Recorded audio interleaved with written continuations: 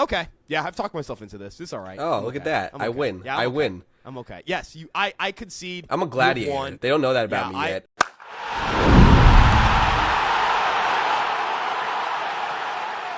What is up, everyone? This is Fireside Yankees, and we've got our star-studded panel back again, Chris, Jacob, and myself. You can follow us on social media, Instagram, TikTok, Twitter, Facebook, and, of course, this YouTube page, and our new Patreon, which we'll have links to all in the description. Today, we're talking about the Paul Blackburn signing. He is back, the premier starting pitching target on my board.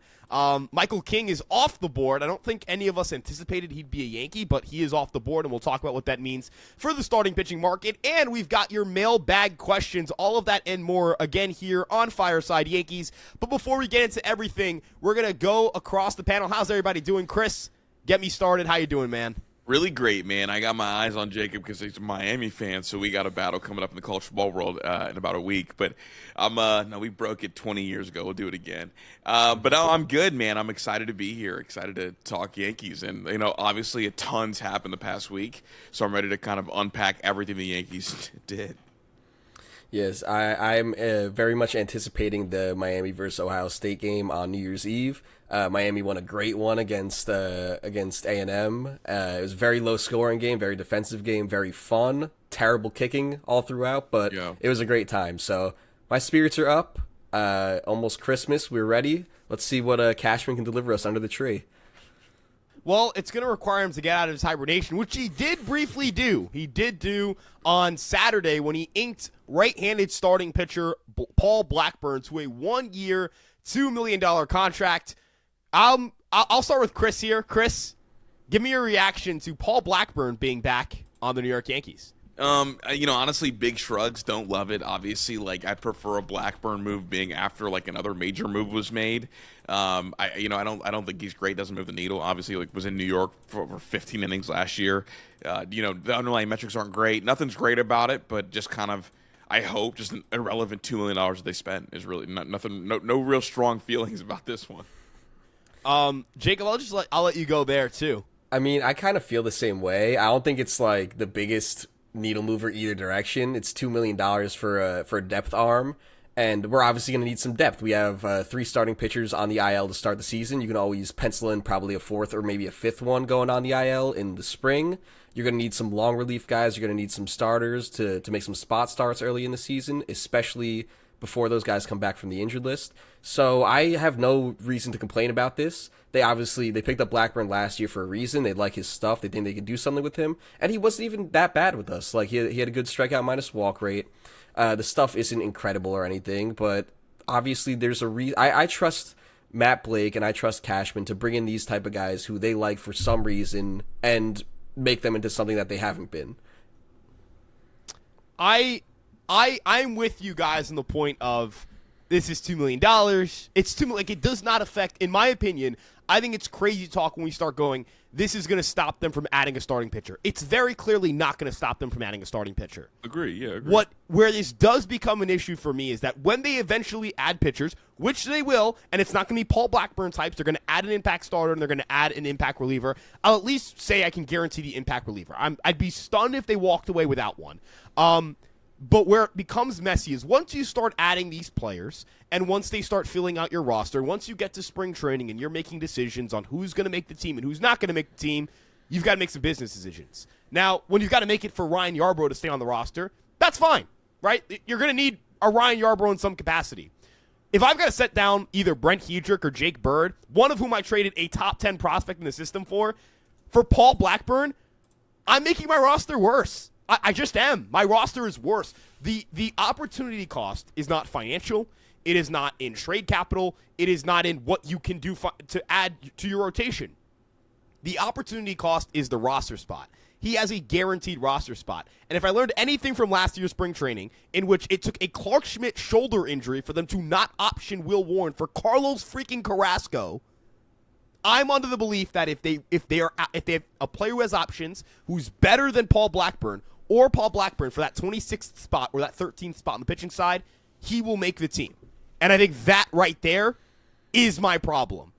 Well, I'll let you guys kind of go from there. I think you've overblown this. You really had a strong reaction about this on Twitter. I was it yesterday or the day before, whenever it happened. But I think we went into the year last year. Adam Ottavino was on the opening day roster. Marcus Stroman and Carlos Carrasco were making starts all throughout April and May. And guess what? We were the best team in baseball in April and May. It doesn't matter. You don't have to have your best roster ready on opening day. Having a guy like Blackburn just available in case something happens in the spring is better than having Cookie Carrasco. He's a better player than Cookie Carrasco was. I think having Blackburn, there's no downside. Like, if everyone this is a problem for if everyone goes into the year healthy on March 31st or whenever the opening day is.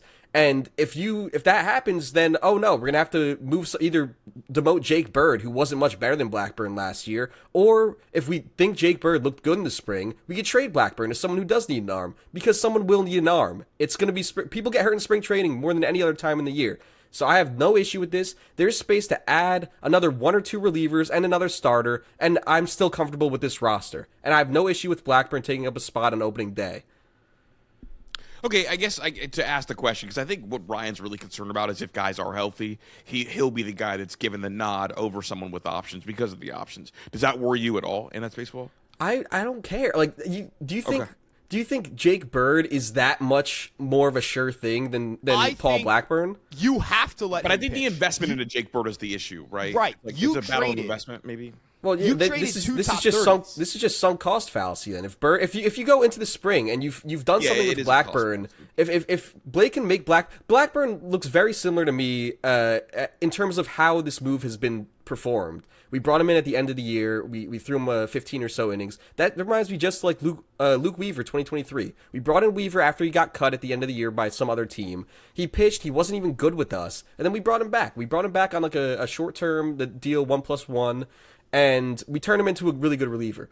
And I know Ryan's big issue with Blackburn is the lack of velocity. Well, guess what? Luke Weaver's fastball was 93 miles per hour in 2023, and it was also bad shape if you look at the Stuff Plus. So clearly they think they can do something with Blackburn in a similar vein to what they did with Weaver. So if he looks good in the spring, they're basically gambling on him figuring something out in the spring, which I have no issue with because they've done this before and to great success. So I don't know how you can get upset about it in December when the roster's not even done, first of all, and second of all, you have to expect at least a handful of pitching injuries in spring training. I think that's fair, and I will also make a couple of points in your favor. The first reaction you're going to get on the Luke Weaver comparison is you can't compare him to Luke Weaver. You could also have said that about Luke Weaver and comparing that to like Clay Holmes. Like if you told me on February 2024, Luke Weaver's the next Clay Holmes, I'd tell you that is a crazy thing to say. I mean, that is a 99th percentile outcome. As I would probably tell you with Paul Blackburn on December 22nd, 2025. So I do recognize that these things, in order for these miracle outcomes or these like great player development success stories, requires you to acquire a player who your initial impression of them is that they're not very good. I think that right away is a point I will concede. But as we get back into player, like, this is not even a Paul Blackburn specific thing. This is the way the Yankees manage their roster. So one thing I really have a gripe with, and it is that they prioritize having bad players on the roster on the pitching side just to have bodies. Like, maybe I'm just not over the Carrasco thing. That might be it. The Carrasco thing didn't even hurt us in the end. Like, what? But he did pushed it what, because seven But wait, innings? don't we always operate process, not outcome? That's even my though it didn't point. end up hurting us. I think it's the process is the issue. No, sure, but if you're gambling on it, it didn't work out because he ended up being worse than we thought he was going to be. If we knew he was going to be that bad, I don't think we would have gone into the year with him as the starter. I will say I thought Carlos Carrasco was so bad that I wasn't sure he was better than Alan Winters. That is a thing I did believe. I did believe that. So I can at least say for myself, and this is another thing with spring training even, if spring training can mean so much that you can genuinely convince yourself that old man Carlos Carrasco is going to turn around his career or be even remotely effective at the big league level because of spring training, that's but also, like, I think, a process Cookie thing. in 2024, he was bad. He was like he wasn't good at all, right? But he got a lot of chases, he got a lot of ground balls, got some weak contact. Like, he ended up being much worse than what he was the previous year, and that's why he was so terrible with us. Like, with the Braves, he was really bad. With us, he was. I think I did rankings or like tier lists. I didn't give him an F. I thought it was like a D performance. Like, given he's a minor league signing, and you were able to win some baseball games, or he gave you winnable performances. And again, I think Blackburn is better than Carrasco was. I do agree, yes. Blackburn is there, so we don't have to have another Carrasco situation this year. And it also has more upside than someone like Carrasco did. That's like, I don't see the downside here. Just because he might take up someone's roster spot in 3 months, you don't like the move. Again, if we're in a situation where Bird looks really good in the spring, and Blackburn's the only reason he wouldn't be on the roster, we could just trade Blackburn. Someone's going to want that a warm body to eat up some innings for $2 million. That's a tradable contract. It's not like he's immovable now. I just want to. I think I'd have to like. It's weird. I'd almost like kind of need this sounds like really pathetic. I would kind of need Brian Cashman to sit down and talk to me and be like, hey, this is the Paul game. Blackburn. Again, you're this is Paul Blackburn on the 13th arm on the roster. We have Cade Winquest is in our bullpen right now, Rule 5 pick. If he's not good, we just send him away. This situation is only bad for us if everyone is healthy and everyone is good in the spring, and then Blackburn is that's a great situation to be in. If Bird looks good, if Cruz is healthy and good, if Doval's looking good, if Hedrick looks good, and if Winquest looks good, then it's an issue because Blackburn's blocking someone. And if that's the case, our bullpen's pretty damn good either way. I will give you 2 concessions. Number 1, I think I'm clearly discounting the fact that Paul Blackburn could just be a decent major league pitcher, and I am discounting the fact that one like Jake Bird could actually be just terrible. But I do believe, and this I don't it's not that it's like even sunk cost fallacy to me. I actually do think Jake Bird can be pretty good, and I also strongly believe this with Brent Hedrick. You need to get these guys innings. Like, if there is going to be something you're losing if they're not pitching now, because Brent Hedrick was especially a big victim of this. Honestly, not pitching him in April is a big reason why you couldn't use him in October, because you didn't give him enough innings for him to be comfortable and settled. And that guy clearly was better. He was one of your 8 best relievers last year. I think that's the case for Hedrick. I don't know. Hedrick also had some injury stuff. His fastball velo was up and down. He was healthy in September. They left him down there. Like, he did not rehab down there and then shut down. I think they left him down there. I think the issue they had with him, though, was that when the times that he looked good for a week or two, and then the third week his fastball velo would fall off. Yes. I don't know. I think that's an issue that he never proved himself throughout the year. Either, like, obviously they didn't like what they saw enough in AAA for him to come up by the end in terms of consistency. And I think that's totally reasonable. Trust me, I love Hedrick. I love the makeup he has there. And I think he's going to be a big part of our bullpen this year. But there are reasons for all of these moves. Like, and for another thing, Jake Bird I think is in a different camp because he's gotten so many MLB innings. I think you just need to make tweaks for him. He pitched really well in cores. You need him to make some tweaks to pitch better at sea level. And that can be done in bullpen sessions. That can be done in side sessions. You don't have to be doing that against major league hitters. So these guys are all going to be looking a lot different come pitchers and catchers reporting. They're going to have different repertoires. They're going to be working on different things. And in a perfect world where everything works out, yes, Blackburn probably shouldn't be on the roster. But odds are we have 3 or 4 different guys right now that require a lot of work to become good relievers. And odds are not all of them are going to work out. So Blackburn is there because he has a floor as someone who can eat innings and not be the worst. If Paul Blackburn performs very well, I will sit here on this show and I will, like, you're getting like the craziest Glaze job. Any podcast. But I don't love the move either. I just think you're overreacting because we haven't done anything cool yet. And Paul Blackburn is just another one of those little tiny end of the roster moves before we've done anything else. So I think I understand the frustration, but I think you're being overblown in it. Is because I kind of agree. You're talking this out. I'm like, you know what? I'm kind of doing the thing I loathe so much with some Yankee fans. So I am kind of overreacting. This is. Yeah, I'm freaking out about a hypothetical situation that could never come to pass. If we signed Tatsuya Imai or we traded for Mackenzie Gore and then an hour later we signed Paul Blackburn, you would never be upset about the Paul Blackburn move. That's my point. I think it's just you're itching for a Christmas present and you got underwear. December 22nd. Like, that's why it's December 22nd, and the movement we've got has been pretty minuscule. So do we all agree that I was overreacting a little bit? Yes. Is that the agreement we can agree on one point there? Yes. Well, I think you got to agree there. I think me and Okay. I agree. I was overreacting. Kind of listening to I guess hearing myself out and then hearing your points, yeah, there's a lot of like, again, I'm freaking out about a situation that could literally never come to pass. And I'm essentially saying if the Yankees make the wrong process move, this is bad. And that's a lot of ifs. One of those ifs being arms surviving, which I guarantee you two of the 13 guys currently projected to be on the roster will tear their UCLs between now and April 13th. Yeah, is that crazy to say? I mean, it's not crazy to say, but it's just an unfortunate reality it's an unfortunate reality of pitching. Yeah. And you just look at the 40-man right now. The only other starting options on the 40-man are Chase Hampton, who's always hurt, and he hasn't been healthy in a while. He currently has his UCL's currently being reconstructed. And then Elmer Rodriguez, who is in Double-A. He's never pitched above Double-A. So it's like you needed more guys that could give you length. In my opinion. I will also say this should give you this is another part of this. They should be willing to trade out of their starting pitching depth. I don't know if you want to call it like minor league, major league.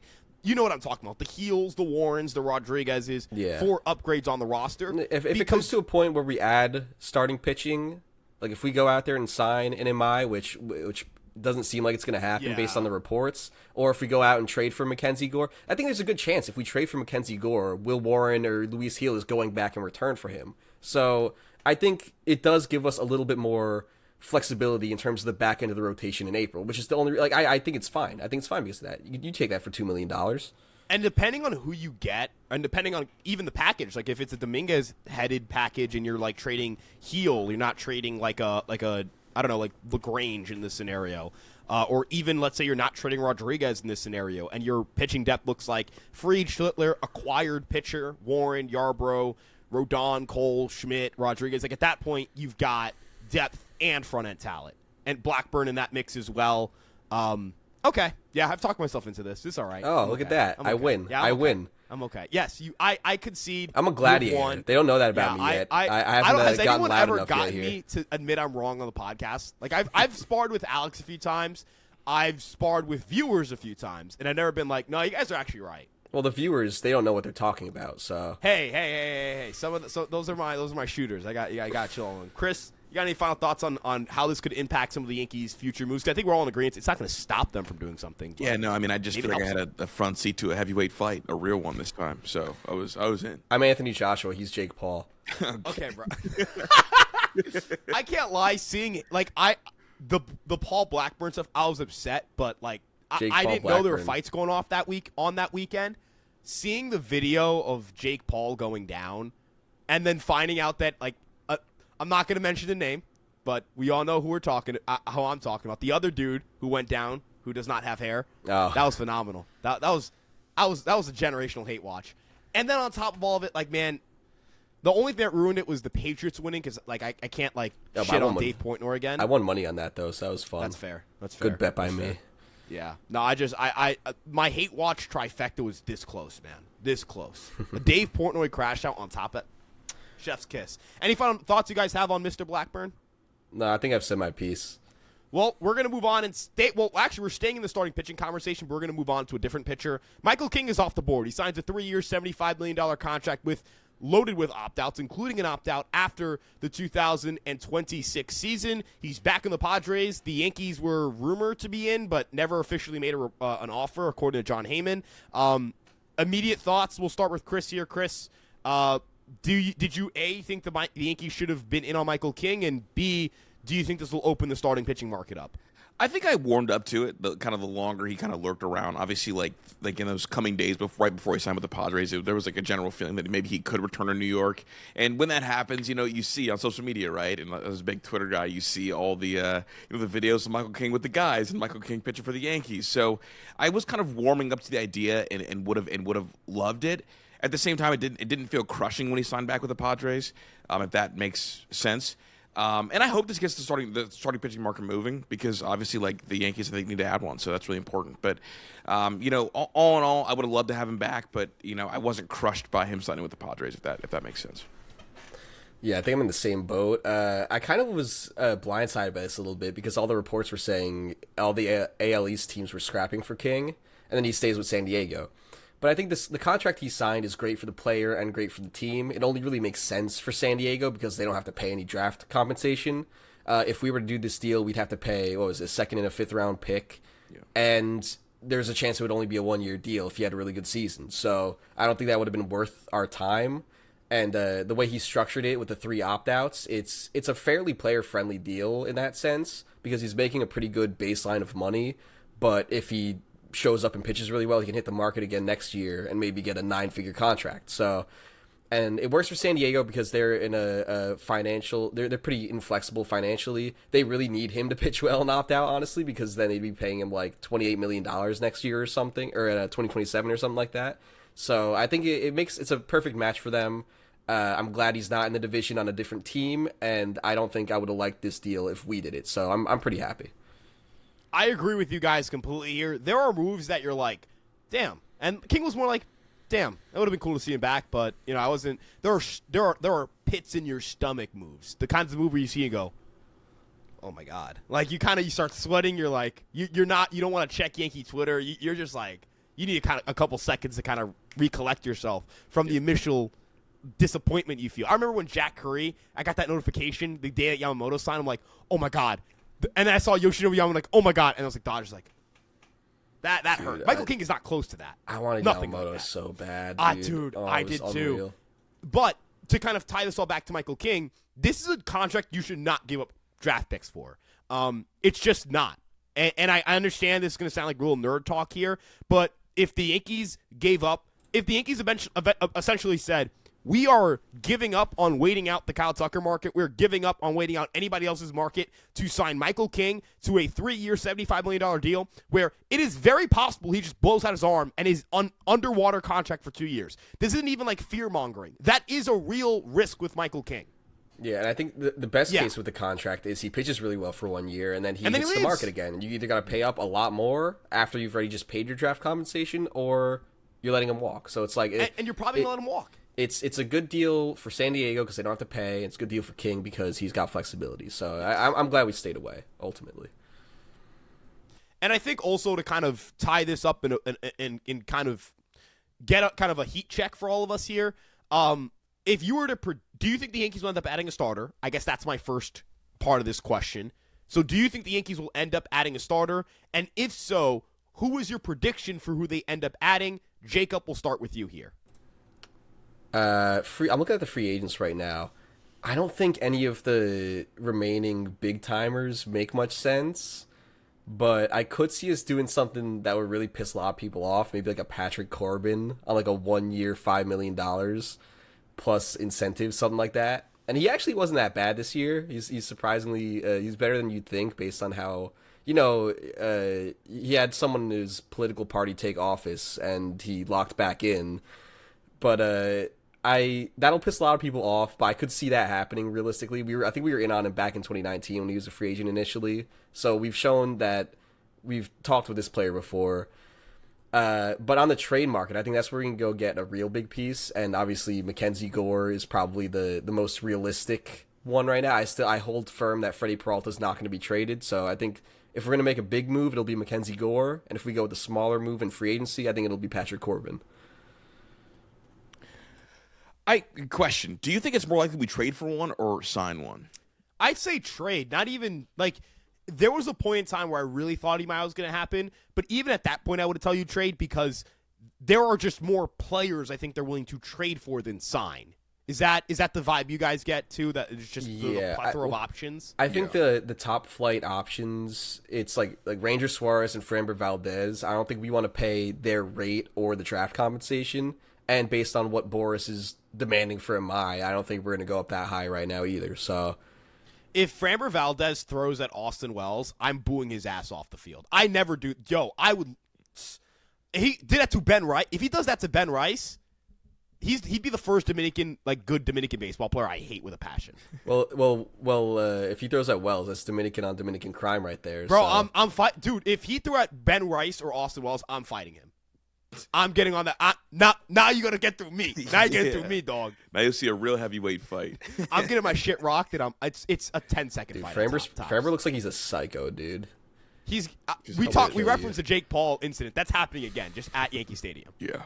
The smiles. He has good numbers, though. You know, I'm Like, kind of just waiting. Obviously, like I think we're all in agreement that the MI doesn't seem like it's happening. And then obviously the other one is like Mackenzie Gore is kind of who I would like in terms of like big splash, but I don't really feel good about anything to predict it. I guess at this kind of point, it does feel weird because it does feel like so much time has passed in this free agency, but yet everybody's still on the board. It's one of the stranger off seasons that I remember. Unless in the past I just shrunk time and all this stuff usually happens this slow. So. Yeah, I will also clarify. I was joking about the Framber thing. For like our credibility, I was joking. Yeah. Yeah. There you go. Yeah, I'm very much joking. Second part of this, I'm gonna leave this as question mark. Question mark in the sense of, do they add a starter? I think they do. And who? Like, I think it's gonna be. I have a weird feeling this is gonna be more of that like pull it out of your ass trade. Where they like either A, land a starter who's making some money and you bring him in, they're maybe not worth the contract, or the team's not really that into the player anymore. Not like a long term, like I mean like a 1 or 2 year kind of guy. I think that's the range for contract. Framber is like a guy where I think he could get a short term deal, and I think it'll be with the Mets. Like I think if he gets a short term deal with opt outs, it's gonna be with the New York Mets. Like that's the vibe I get. Room. It would, you know, now that I think about it, they just traded McNeil for pennies on the dollar, so maybe not. Maybe the Giants do that. I mean, they already did it once with Snell. They actually did it twice, Snell and Chapman, so that's like a team that's done it before. Point is, I don't think it's with the Yankees. I don't think they're giving up draft compensation for that. I got a sneaky one. Oh, who you got for me? If I've heard issues with this in the past, Chris Bubich. I love the pitcher, Chris Bubich. I love him. I've heard Kansas City is shopping him because his arm is total pulled pork, is what people have said. I heard he has a partial tear in that UCL dog. Yeah. But I heard that shit is fried. 20 starts, 3.3 FWAR, 2.55 ERA this past season. He gets a lot of whiffs, gets a lot of strikeouts, doesn't walk too many, and then limits the damage contact.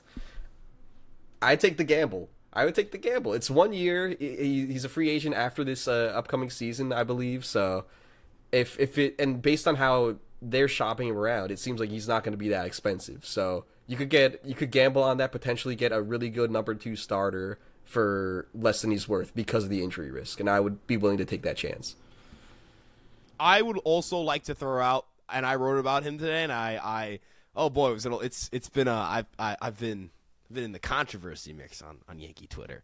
I would call the Reds and be like, yo, what do you want for Nick Lodolo, dog? Like, I think he'd be a rock star in New York. He'd be awesome. And yes, I would trade Jason Dominguez. And if the Reds were like Jason for Lodolo, I'm packing his bags immediately. They would not do that, to clarify. I would pack his bags immediately. I would do it before even signing. I would do this not knowing who my left fielder is. I would do it tomorrow. Frankly, I would do it and add prospects. Frank, I saw your mock trade. You had Trevino coming back, too. Yeah.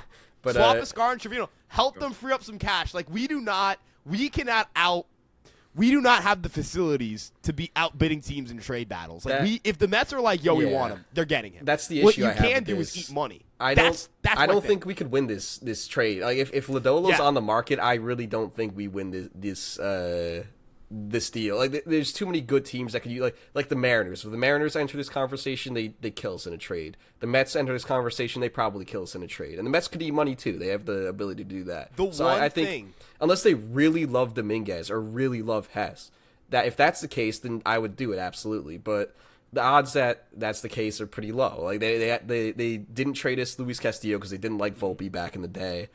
I don't think they're gonna. I'm not saying Yankees tax, but I'm saying I just don't think we have enough prospect capital to compete with the other teams who would be in on him. I would also say in regard to Lodolo, the one like copium here is that all of the teams you mentioned cannot offer a starting outfielder. And I think that is a bigger weakness on their roster than people think. Like, at the corners, it's not like it's good, but they're locked into Brian Hayes. They're paying him money. They're going to play him next year. Ellie De La Cruz, they're going to play him next year. Sal Stewart, I think, is a corner infielder as well. He's going to play. Spencer Steele played really good first base defense. He's going to play first base. The one area where, like, I could see them trying to improve in terms of, like, their roster and it's not the outfield is second base. But even then, if they get an outfielder, you could just put Gavin Lux there. And I think Gavin Lux at the second baseman is better than Gavin Lux, the left fielder. It all comes back to player evaluations. If they do not like Jason Dominguez, you can't get him. I didn't realize Lux is penciling as their everyday left fielder right now, which is kind of crazy. Actually, he's a platoon left fielder with Strand, which I don't know how they're going to mix things up with. Yeah, I don't know. They got a lot of guys who had good pedigree but haven't panned out so far. So I could see them going. Again, I think Jason would do well in that park too. Smaller outfield, he hit some homers. Yeah, and then again, like tying it all back to comparing it to other teams, the Mets can't offer this like, hey, plug and play, put him in the outfield guy. Unless, like, actually, that's not. You could offer Jet Williams, and I'm sure there is a Major League Baseball team that thinks Jet Williams is good, but I think most teams would. If you're a Major League Baseball team, who are you betting on contributing more WAR next year? Jet Williams in center field or Jason Dominguez in left field? Yeah, I mean, I agree with this. I could go on and on about my Jet Williams. I think I said it. I think he's too small, frankly. And I know Jason's not tall, but he's got size on him, and he's fast as hell. I just don't think Jet's got the measurables to be a big time MLB bat. Chris, I want to ask you this because you are someone who I know is like in the weeds with prospects and like you're out there, bro. Like you're not too far from Nick Lodolo. You're not too far from that. Yeah, dude, I would just you're in that market. Yeah. Number one, what do you think the Reds would want? And number two, like, are you trading Jason for Jason plus? It's not Jason plus for Nick Lodolo. Yeah, no, I'm trading Jason plus. I mean, you know me, Ryan. Like, I'm really big into the like let's get players that we know they are ready to go right now. And because obviously, like, my whole goal is to expand the window or like make the window as big as possible during Judge's time, in his prime. So no, I would absolutely send Dominguez plus. I mean, right now I feel like we're going to be in a little bit of an outfield jam anyway, and the moving a Dominguez puts more pressure to go spend on an outfielder. So no, I'm all the way in. I'd absolutely move him. Now, I'm kind of with him. That's baseball. I don't know if the Reds would sign up for any of that, but I'd help him pack with you, Ryan. Today, I'd drive. This podcast panel are not just people. They are not just agreeing with me to agree with me. I am not crazy for saying you can trade Jason Dominguez, and if you got Nick Lodolo back, you would run to the hilltops and you would say you robbed the Cincinnati Reds blind. Sorry. No, that's a win, but it's a sore I think spot. people were mad at you on Twitter for posting that. I'm sure, like Yankees fans. Well, I thought I was going to get killed by Reds fans. I was waiting. One of the things with, and you see this with like more regional sports. I view college football as a regional sport. MLB baseball is also more of a regional sport. And what happens is like people within whatever ecosystem will fall in love with a prospect so much that like the idea of that prospect leaving, I think, kind of like makes everybody tighten up a little bit.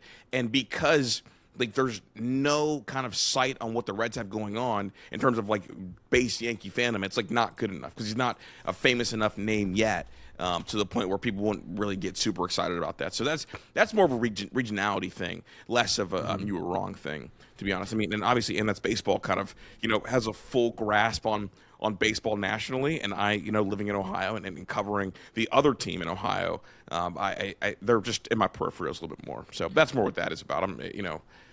I think, shoot, like Cashman would agree with you. Like what? Dude, I think everyone in the industry views Lodolo much in higher regard than the average Yankees Twitter user. So, and I would just love him here, like Nick Lodolo. There's just a draw. There's just an aura appeal, man. That dude throwing 15-degree arm angle, big curveballs, fastballs top of the zone. I need it, man. I need it. Give that man Matt Blake. Let's see what happens. Let's see what happens. If he can turn Paul Blackburn into a decent reliever, he can do it. He can turn Nick Lodolo into it. He'd figure a way into a Jesus Christ. Yeah, he's turning him into. He's just. Dude, there'd be a lot of lefties in the rotation too. I rock with it, man. I rock with it because Lodolo doesn't walk anyone. That's the other thing. Yeah. There's such a. I can't, dude. You know how much of a man you got to be to not walk people in pitching in freaking Cincinnati? That's true, too. Like, I think people you got to be a man to do that. What do you have? He had 3.33 ERA this year. In Cincy, that's like a 2.90 in the average park. Pitching you got to have 3.33 balls, in Cincy. bro. You got this is where you kind of ditch the analytics for a second here. This is analytics, Ryan. This is what we call manalytics. Bro, you got to have balls to be like, I'm a zone filler in Cincinnati. Yeah. I'm a zone filler, and I still strike people out. And I'm like, you're a zone filler? Are you kidding me? Zone filler who doesn't even throw 99 miles an hour. He throws like 93, 94. And it's 94. Get this. You guys ever seen was it Jared Weaver? You ever seen the Jared Weaver interview clip where he hits a guy and he goes, "Come get this 88." Like that shit, bro. That I need guys. Was that when he was beefing with Kyle Seager? Yes. Yes. Dude, that's such a great clip. Oh man, dude. But this is what we like. I do actually think the staff has a little bit of like not enough zone fillers. Not because I think these guys are mentally weak or whatever. I don't think they have the command. That's not like I'm not You should not actually measure mental toughness on your walk rate. To clarify, guys, that's No, not... you should. No, you should. I like this. I like this new measurement. Yeah, Luis Heel is a very fragile individual. Yeah, fragile upstairs, man. Blake Snell is very easily scared. Mm-hmm. Yeah, that's the conclusion I'm drawing here. Now, we're going to move on to our mailbag. We've got a lot of questions from our Patreon, and we want to thank everyone who joined the Patreon, free members, paid members, all of you guys. Really appreciate the support, and we're really excited to dig into these questions. We're going to just jump right into them. We're going to start with a question from X. If we lose out on re-signing Bellinger, any thoughts on trading for Castellanos? With Philly trying to move him, it probably wouldn't cost much and helps you get a righty bat to platoon in left field Dominguez. I'm only going to say absolutely not, and I'll let you guys go from there. I'd rather see Ryan Garcia out there. I'm drilling a home run. I think I'll get one. I think Castellanos in Yankee Stadium left field might be the worst defensive player in MLB history, frankly. Like, I'm not even kidding. No, I'm not joking. No, I don't. I'm not. He was in No, I Philly. think the fact that you're not Philly, kidding he was makes in it Philly, even funnier. He was like, in straight face. Philadelphia's right field, which is tiny, and he was terrible. I think he's the worst defender over the last. Like he was like even worse than Schwarber when they had Schwarber in the outfield at some times.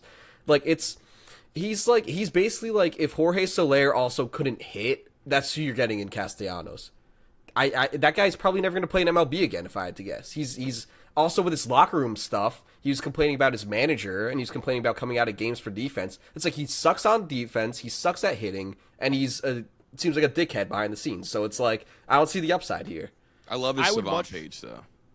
Yeah, I mean, I would much rather watch Framber Valdez hit Austin Wells with a pitch intentionally than hear Nick Castellanos go, "Why was I subbed out for defense?" Mm-hmm. That would piss me off, I think, infinitely more. He didn't even hit lefties well this year. 87 WRC plus against lefties, lower ISO against lefties, higher strikeout rate against lefties. So it's not even a reliable platoon option.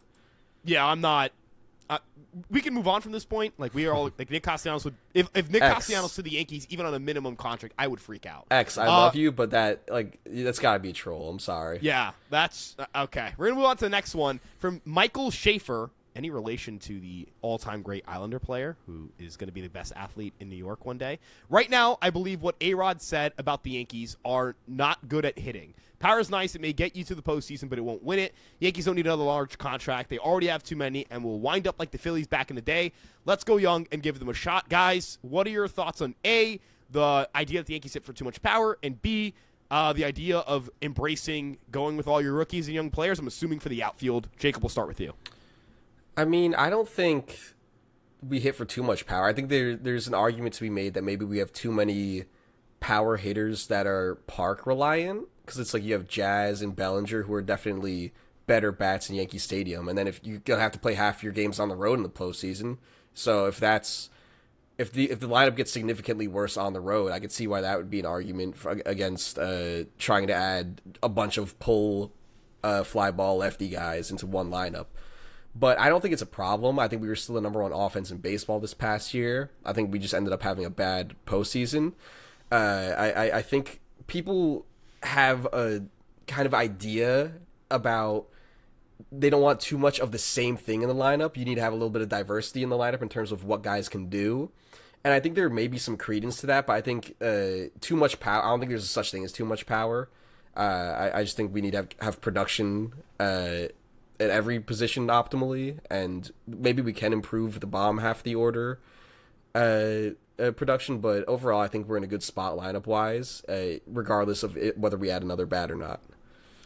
The playoff pitchers PR team for the New York Yankees has to be the greatest PR team of all time, because like we only are talking about the obviously like in the postseason, like bats fall off naturally, you're facing better pitchers. I mean, it's obviously way tighter, but it's like the bats kind of, I think, catch some strays when really the real supervillain of the playoffs was the pitching. Max Fried gave up like 5 million runs in Game 2, and everyone was like, "Man, if only like the offense could do something." It's like the game was over in the third inning. Mm-hmm. Man, if only the offense showed up in Game 1 of the World Series, they had a lead. Like there are so many situations where it's like, dude, they could have just won that game. Like They totally. No, you're right, and the fact that A-Rod, because A-Rod, bro, he does this, man, and it's so frustrating. He'll get up there, and instead of addressing what the actual problem is, he approaches things from a standpoint of like, well, I know everything, and the issue is the hitting, not the pitching. And it's like, dog, you just want to talk about when you hit in 09 and how cool that was, instead of like talking about the fact that the pitching was non-existent. It was, I mean, I love Max to death, but it was just meatball after meatball, it felt like. I think the funniest part about A-Rod's whole gimmick is that he was a power hitter, especially at the end of his career when he was older. He obviously was good at everything when he was young. But when he was older, he had that really good year as the DH in 2015.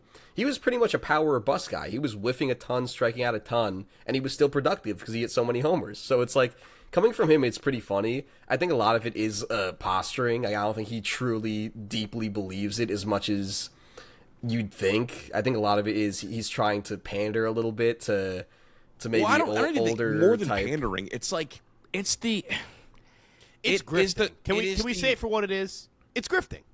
It's grifting, but it's also like it's the thing where like you want to sensationalize it and remember something bigger and better than it used to be. Yes, it is. It's like back in our day, our lineups it's like that people show that picture. It's the NBA basketball thing, bro. Yes, it is. He went Kenny Smith went between his legs off the backboard reverse dunk. It's like, okay, the fact that it is. My brain is so messed up that I not only do I know the clip you're talking about, I also know in my head is playing like the reels or the TikToks of it transitioning to the actual play, which is one of the lamest dunk attempts I've ever seen in my life. Yeah. And in regard to like sensationalizing the past, the issue I have with someone like A-Rod is not even that, oh, he's just an idiot. No, if you ask him, like, what should a good hitter do? He'd be like, hit the ball hard, on a line, this, that, and the third. It's like, yes, that's what we also want them to do. I also want a hitter to have good quantity and quality of contact, the funny thing make is good swing decisions. We want them to make contact, too. It's just, like, it's harder to do that nowadays. You look at everyone posts the 2009 Yankees lineup, and it's like, oh, Melky Cabrera was hitting ninth, and he hit 290 that year. But it's like, if Melky Cabrera played at that, if you dropped a 24-year-old Melky Cabrera into today's game, he's hitting like 250, not 290. Like, it's a different league. The average, like, in terms of our lineup versus the average batting average, we're not that far off from where we were in 2009. In terms of overall production, this past season was, like, even better than 09 in a lot of ways. So obviously, it looks good to hit 300, but it just doesn't happen anymore, and that's a league-wide thing. It's not an issue with the team approach. Again, it's like, dude, from 2000, I'm going to make another basketball reference here. 2003, 03-04 season, one guy averaged more than 25 points per game. Does that mean that everybody in the NBA couldn't score and that they sucked at basketball offensively? No, it's just the era. Sometimes the era produces raw results, and we have to adjust off of that. Yeah. Baseball is the same game. This isn't even like a new concept. In 1968, or was it the early 60s, pitchers killed everybody. 68 was Year of the Pitcher. Yes, Year of the Pitcher, correct. And they had to make rule changes to adjust off of that. It wasn't because the guys in 1968 were worse than the guys in 1945. It was because baseball just, like, it's different. It's a different game. Guys learn things. Player development changes. The way we understand the game changes. Hitting techniques, pitching techniques, all change. 5 years ago, you were ditching your bad sinker to throw a back-spinning four-seamer, and now everyone's like, no, bring that bad sinker back because it's another pitch and it's the year of the mix. Let's go all throw these pitches. It was like, oh, splitters might hurt your arms, and now it's like, dude, if you can throw a splitter, please, like, somebody throw something with a splitter. Sweepers for a year were the craze, and then everyone's like, actually, we kind of like these pitches that drop and don't. We like the gyro slider. Bring back the gyro slider. Clay Holmes is kind of like the funniest.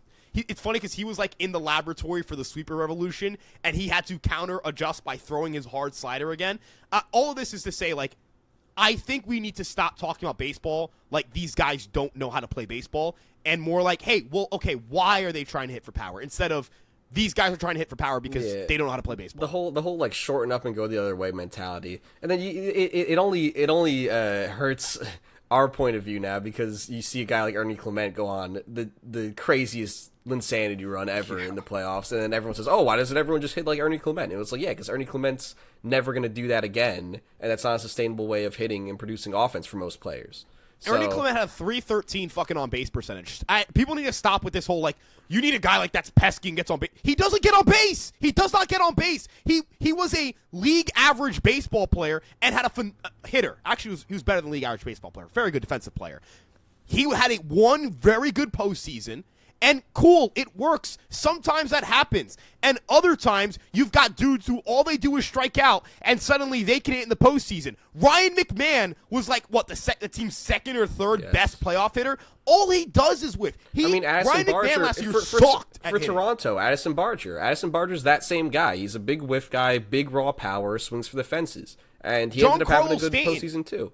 Are we going to pretend that Giancarlo Stanton is this shorten up and go the other way guy? Giancarlo Stanton, his postseasons are the exact same. I'm going to go up there and take freaking daddy hacks and hit 460-foot missiles. Chris, you were witness to those. Are those cheap shots, the ones that he hit in the LCS, or are those absolute fucking nukes off these loser pitchers who hang a bullshit slider, which is faster than the fastball thrown in the fucking 90s, by the way? It's like 86 slider. That's cheese, bro. I'm hitting that, bro. Yeah. Back then, it's like, dude, that's my fastball. Of course, guys are swinging and missing. Dude, I was there for both those piss missiles he hit against the Guardians, dude, and like both times, bro. Whole stadium as soon as he made contact, man, just head sank, dude. It was incredible. Well, no, he should have shortened up and gone the other way. Well, I'm looking at IKF shortened up and went the other way in the postseason. 40 plate appearances, 10% strikeout rate. Look at that. He's a great player, right? How was Andres Jimenez? IKF had a 7 WRC plus in the postseason. He hit 162, 184, 216 was his slash. 0 power. He did nothing. It's the same. He's the same archetype as. I think Clement's a better version of what he does, but it's not the archetype. It's guys go on runs in the playoffs, and it can happen to anyone, any type of player. I do like Ernie Clement, the player, though. I actually wanted him going into this year a little bit. I was like, hey, glove is good, but we're not going to get to trade for an in-division player. But that's neither here nor there. Ryan scouting. I'm an analytics guy, and I liked Ernie Clement. Wait, do you like Daniel Schneemann? Huh? You like Daniel Schneemann? Because that's who I want for some reason. Yo, dude, Daniel Schneemann, like, I like these, like, platoon utility man, good defense. You hope and pray you can get something offensively, because if you do, then they're really viable big leaguers. Like, that's an analytics thing. There are a lot of people who hate analytics who would tell you, like, before this postseason, Ernie Clement's a loser. Actually, I remember, like, Ernie Clement being looked at as a loser, because I remember I follow some Blue Jays fans. I see the people in their mentions too. So that's neither here nor there. We'll move on to the next question. Any updates on the starting pitching market with Blackburn back? Seems like they're unwilling to spend for Amai. Colton Dawson asked that question. Thank you for the question, Colton. Is it fair to say that Blackburn it's not why they won't sign Amai if they don't sign Amai? And is that where we're at, guys? Do you agree there? $1 million. All right. And then the second part of this question, it seems like the Yankees' chances of Amai have lowered. The kind of the feeling that I've gotten is that it's not a player they're like enamored with, and there were points in time where it's like there's intrigue. They want to get back in the Japanese market. These things blend into, hey, let's try and go after this guy. And it's like, all right, Boris wants ace money. Amai's not an ace. So that seems to be the big issue here. Boris wants this guy to get paid like an ace. And not only the Yankees, other teams in baseball look at him and go, he's not an ace. Yeah, I think so, the one thing on that is right now it seems unlikely, but based on the industry consensus, if we get to a point where, I mean, he only has 10 days left to sign. If we get to a point where it's 7 or 8 days from now and he hasn't signed yet and no one's going to Boris's number, Boris is going to have to come down eventually, and maybe we do sneak back in at the end and make a competitive offer. But I mean, based on how things see it happen with something coming down, like Muneteka, what did he get, like $34 million? Yeah. He was projected 9 figures, and he got 2 years, $34 million. So it's like it's definitely a possibility. And I think the only concern I have right now in terms of competition is probably the Cubs. If the Cubs meet Boris higher than most of the other teams are willing to meet Boris, but if it comes down to the point where if the Cubs, Phillies, Yankees, and Mets are all in a very similar region in terms of contract, I think there's a chance where we can go and get him and steal him at the end. I will also say in regard to this, I'm going to give you guys a little bit of like background on the Murakami and the White Sox thing even. There were White Sox people who 24 to 48 hours before he signed were pessimistic of their chances, feeling as if the market had gotten too hot for Murakami, all for that to not be the case. So these things change with one phone call. I mean, look at the Yankees' interest with Amai in early December compared to now.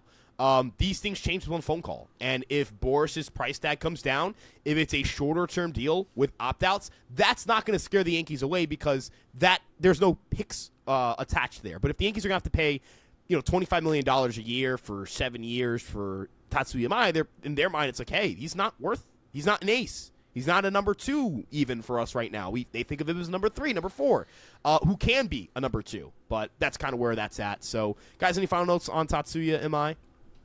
Wait and see.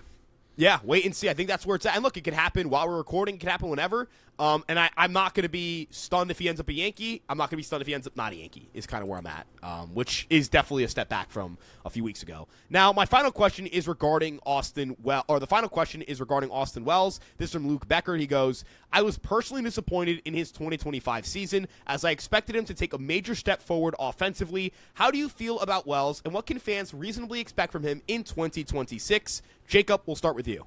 I mean, I think it was fair to be disappointed with him. He definitely took a massive step back in terms of swing decisions, which I think was the root of most of his problems this year. He's swinging early in counts. He wasn't taking his walks. I think his walk rate was like half of what it was his rookie season, which is interesting. And even with that disappointment, I think he provides a pretty high floor for the catching position. He's a really good catcher. We know this. And we know that he's got traits to like as a hitter. He displayed the walk rate as a rookie. He has some power. So I think you have to kind of just wait and be patient with him and hope he can rediscover that swing decisions that he had in 2024. Maybe discover some more power going to the short porch and right, because the floor is high enough that you can gamble and wait it out with this guy and see what he could do to reach his ceiling in the next few years. I'm right there on the same page. I mean, a little disappointing, yeah. Definitely took a step backwards, yeah. But I mean, I trust the talent. I trust the talent enough. I mean, going into his third full year, 20 home runs at the catcher spot, like I'll always take. And again, just if not the best framer, one of the best framers in the sport. So, I'm okay with Austin Wells. A little disappointed, yeah, but I firmly believe, like Death being pointed out, that he's gonna be far better this year. Yeah, and in regard to Austin Wells, I want to mention the disappointment is he went from a good player to not a great player. He just remained a good player. And I think we all hope he can become a great player. And even in 24, there were spurts where it's like, this dude is an all-star. And we just didn't get that in 2025. Instead, we just got a good player. I did almost miss a question, and I kind of have to shout out Jacob here because he was highlighting like a motherfucker on the outline. And I'm like, oh, my God, I missed this. And this is in regard this is from John Cena. Might be the wrestler, might not be. I couldn't come up with like a John Cena reference. I'm not a wrestling guy personally. Come on, you know John Cena? He's like the most famous one. I know him. No, I can do this, but like I didn't have something off the top of my head. Like I was gonna make a I can't see him joke, but like it's on paper, so like it doesn't. I'm not good at this. I'm not good at jokes. Terrible podcaster. Many are saying. But his question is, my question's regarding the offense. I understand the Yankees had a great regular season offense. I believe the best in baseball. In my opinion, though, it's clear without some type of 2 for Judge, like a Tucker, we won't get far. I worry I'm relying on Jazz and Grisham to have career years again, and Stan to not continue going down the age curve not continuing to go down the age curve is a mistake. I think this offense could turn into a disaster if we run it back, but I'd love to hear your thoughts. Chris, I'm going to start with you. We'll go to Jacob, and then we'll go from there. Thoughts on where you're at with this offense right now? A disaster. I mean, okay, so for me, a disaster means not winning a World Series, and I think you do need a 2 during Aaron Judge's prime to win a World Series. So, no, I definitely agree. I kind of said to you a couple times, I think maybe off microphone, Ryan, that before this free agency, it was like, if you're going to feel the impact loss of Juan Soto, it wasn't going to be last year, it's going to be this year, because last year Trent Grisham had a career year, like all the home runs, none of the doubles, and that kind of, I mean, him and Bellinger kind of, absorbed enough of Juan Soto's offense that you didn't really feel it. Now, asking Trent Grisham to duplicate that is definitely a really scary thought, which is why, I would love Tucker. Now, it does feel like this team will go Bellinger, not Tucker. And with that being the case, it definitely is worrisome. It feels a little bit glass cannon-y if they don't add a true number 2. At the same time, though, like the thing about that glass cannon is when it fires. And, you're hopeful for the continued growth from a Jazz Chisholm. So, scary, yes.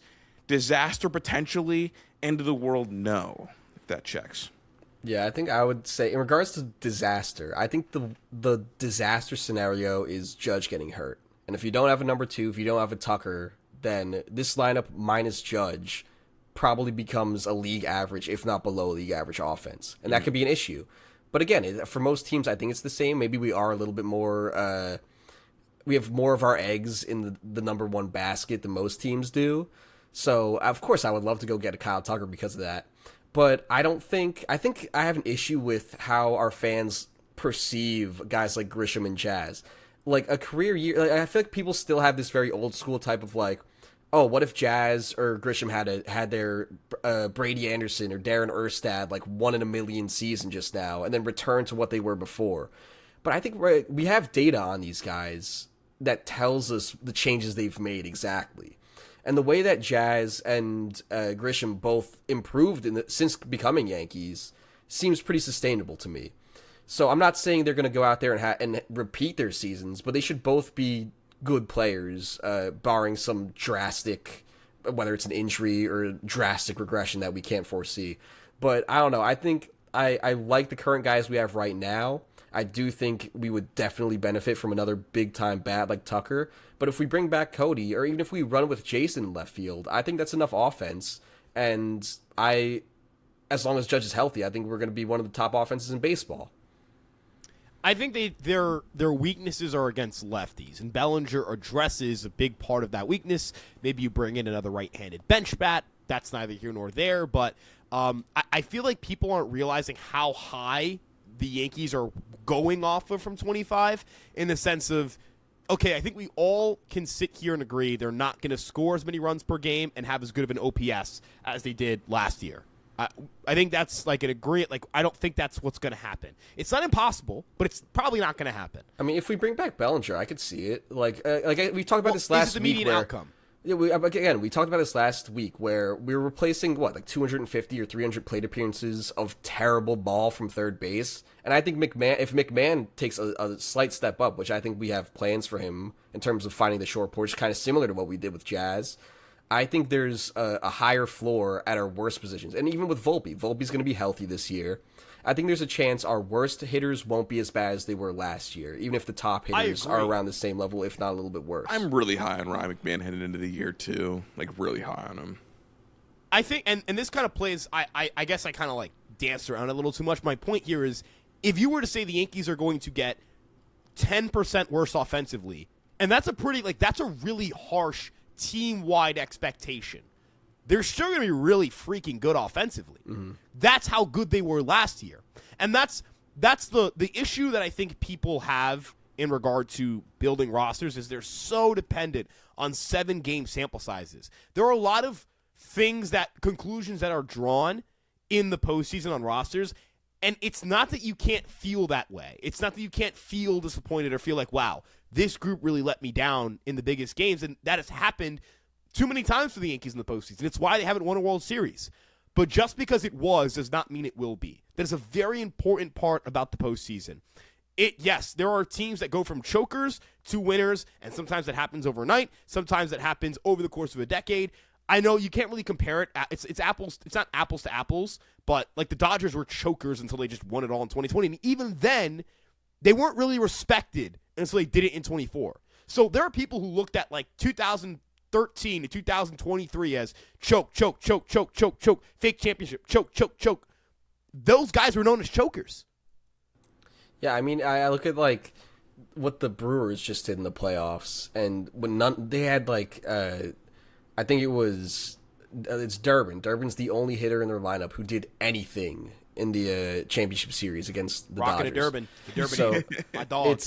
It's literally like, do you look at that lineup and you say they're a terrible lineup because they were so bad in October for 4 games? It's like, I don't think you could do that. I don't think that kind of goes against everything the way that we perceive the game. So I think people definitely are disappointed with how it ended. But again, like our offense in the playoffs wasn't good, but it certainly wasn't terrible. It was the 4th best out of the 12 playoff teams. And if we had good pitching performances, we would have probably made a deeper run. So I definitely think even if our offense does take a step back, even a fairly drastic one, I think the pitching is still the place that we have to address first. And I'll also say, like, just to kind of point this out, not because, again, I think that this is not apples to apples. This team added Shohei Ohtani and Yoshinobu Yamamoto. It's not apples to apples. But I will also say Shohei Ohtani had no role in them winning a World Series in 24. I will say that, too.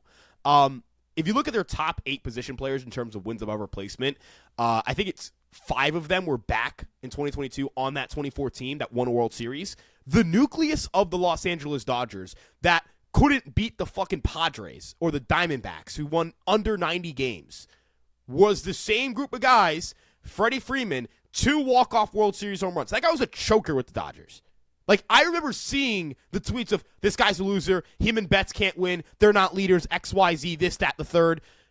This is the same group of guys. It's the same group. Look at the Yankees in 24. It's like you had Verdugo, you had Rizzo, and then you had Judge was barely hitting. So it's like, and they made the run to the World Series, and they lost to one of the best teams. So mash in the postseason. Yeah, and it's like, and they didn't have Judge, and they weren't as good as the team was this past year. Even with Soto, they weren't as good of an offense. I also think this group is new, and I don't think people get that about this group. This group is not, like a lot of people say, you're running it back again. This is kind of the first iteration of this specific squad. It's not like this is a core of guys who've been together. I think it was 50-something to 60-something% of their position player group did not ever play a playoff game with the Yankees before 2025. It's a new group. Whether you want to hear that or not, it is a new group. And it's not to say that they're going to win the World Series this year. And I don't even think this take has to be vindicated by them winning the World Series. I think a lot of people have to stop with, if you're positive, your take's only vindicated if they win the World Series. It's not, or not even positive. Well, yeah, like, this isn't even like an optimistic view. This is like a data-backed view. I mean, I understand you want to go out there and win every year. That's the goal. But if you're gonna doom all year and complain all year and say Cashman doesn't know what he's doing, Boone doesn't know what he's doing, and your proof of that is they didn't win the World Series, then 29 fan bases are right that their team was doing everything wrong all year. You're 1 of 30 if you win. And you're competing against a bunch of other really good teams. This is, even if you do everything perfectly, there's a good chance you're not going to win. So it's, I don't want to be seen as like a shill or something because I'm defending the front office, but like they've done a good job at getting us there. And at a certain point, our guys need to execute. And again, I think we need to add more to make the pitching staff better this season. Give the bats a better chance to heat up in October this time around. But like, there's always going to be more to do, but I think that there's this idea that the process is flawed, and that's totally overblown within this fan base just because we haven't won a World Series. And to kind of also add here, and I think this is a good way to wrap the point, to be flawed is not to be bad. To be flawed is just to be human. That is what it is. To have a flawed roster is to be human. Ryan, dude. No, I mean, look at, like, do you want to tell me the 2024 Dodgers were an imperfect roster? They had 1.5 starting pitchers. The 2025 Dodgers had 1.5 relievers. Dave Roberts puts in Blake Trinan with a 2-run lead, a fully rested Roki Sasaki, and a rest day the day after. Like, I don't care if you think Aaron Boone is the worst manager ever. Dude. He has never done anything that bad in his life in the postseason. Ever. Clayton Kershaw pitched in like the 15th inning for them that one game because their bullpen was so bad this year. So it's like, they were saved by what? Like Will Klein, who only made the roster because Tanner Scott, who, mind you, they gave $80 million. They gave him more money than Edwin Diaz, more money than Devin Williams, more money than Robert Suarez. Like, that is a contract that does not look great right now. Yeah, a lot of their investments haven't paid off. Like Kirby Yates was definitely not worth the 11 or 12 million they paid him this past year. Like they've had some really great ones. Like obviously Ohtani is probably worth 2 or 3x what they're paying him. Yamamoto is probably worth more than what they're paying him, and then Snell was worth it in the playoffs. So it's like they've gotten the stars, and it hasn't been because they're not especially virtuous for going out and getting Shohei Ohtani. Ohtani wanted to play for them, and then Yamamoto wanted to play with Ohtani. So it's like it's not like the front office. I really do think Andrew Friedman's the best GM in baseball. Trust me, I've waxed poetic about my love for Andrew Friedman, but it's not like them getting those two guys is proof that they're doing things in a better way.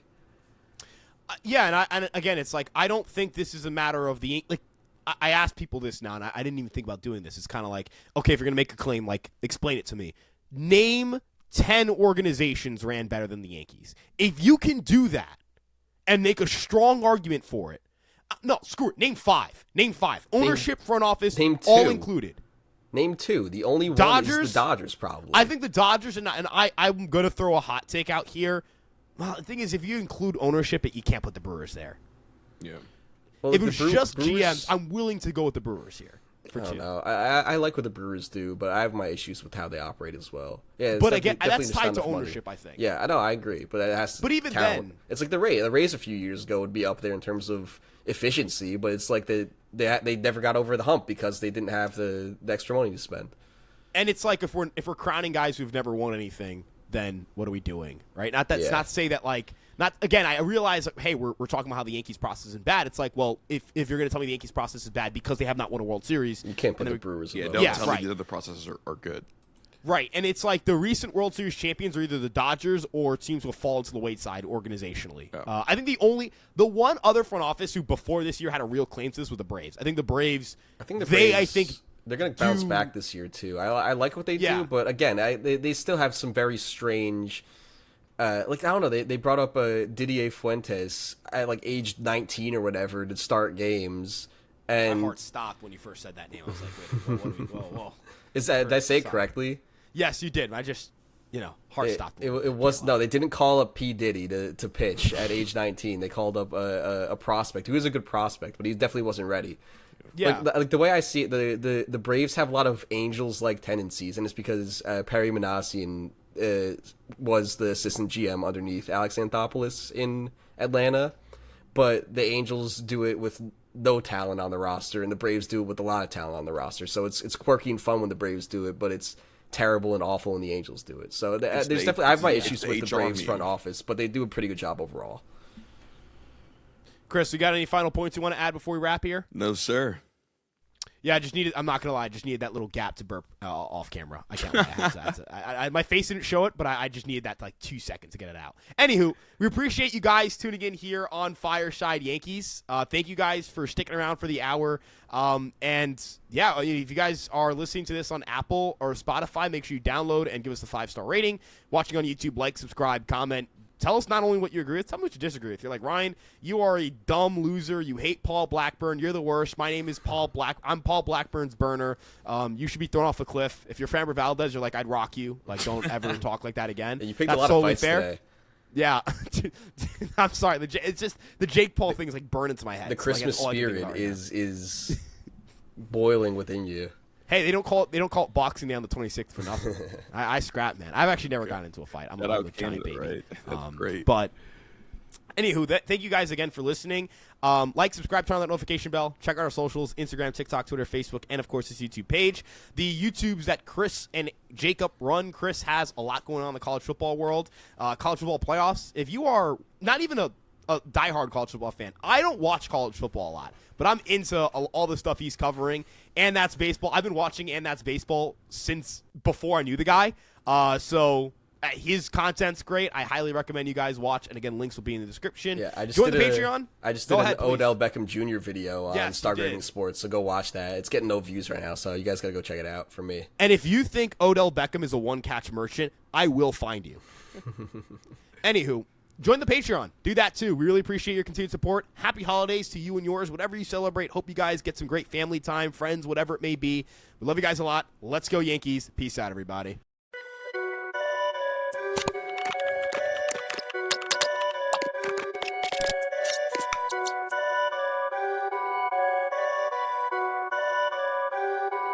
Perfect.